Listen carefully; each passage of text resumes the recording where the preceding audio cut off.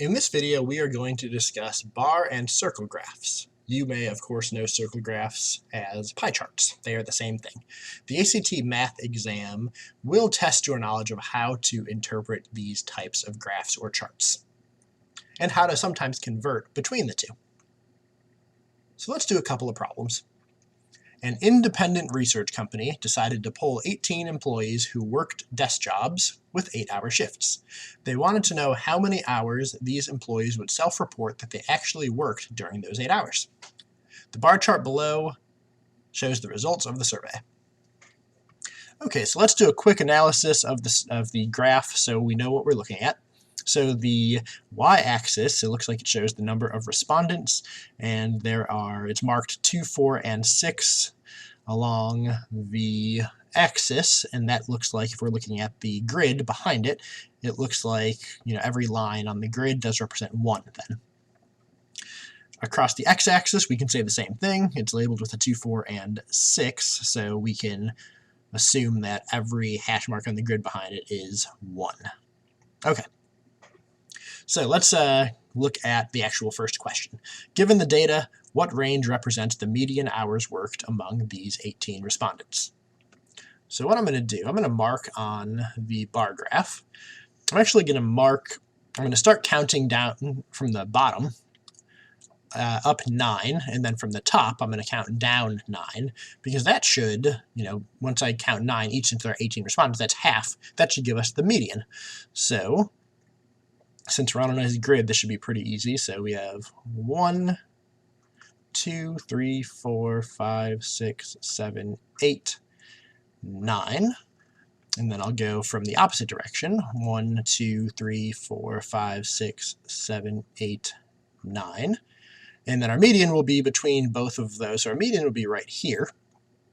So that means this range shows up, looks like between 3 and 4 hours. So there we go. Our median is going to be in that range. Okay. Question number 2. If this information was instead represented in a circle graph or pie chart, how many degrees of the circle would be represented by the range 2 to 3 hours? So 2 to 3 hours is right here.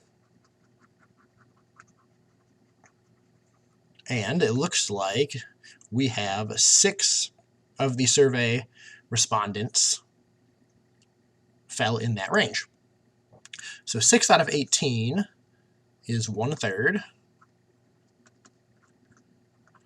And we have a circle. We know that there are 360 degrees on a circle, so 1/3 times 360 degrees is going to give us 120 degrees. So 120 degrees would be represented there. Okay.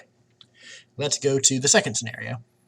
A successful family-owned mattress company in Kentucky was bought out by an out-of-state furniture company. The original company had 24 employees at the time of the buyout. It quickly became obvious that the management team at the new company had no idea how to run a mattress company, leading to high employee turnover. The pie chart included shows the fate of the original 24 employees exactly 1 year from the buyout. All right, so we'll quickly analyze the pie chart on the left here.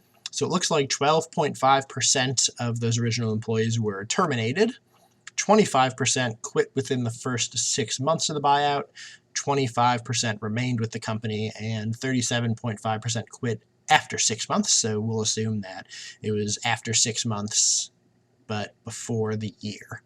So between 6 months and 1 year. Okay. So that's our quick analysis of the pie chart. So how many of the original employees quit within 1 year of the buyout? Okay, so we need to do a couple things here. So we know that we need to add up these two percentages of quit within the first 6 months and quit after 6 months. So that gives us 25% plus 37.5%. And that number should be 62.5%. And then we need to know how many of the original employees. So 62.5% times 24. And that would give us 15. 15 employees quit within 1 year of the buyout. All right. How many degrees of the circle represent original employees who are no longer with the company? Okay, so for that, we know that 25% remained with the company. So that means 75%, that's everyone else, no longer with the company. Okay, so how many degrees is that? So 75% times the total degrees in a circle, 360 degrees, and that should give us our final answer, 270 degrees.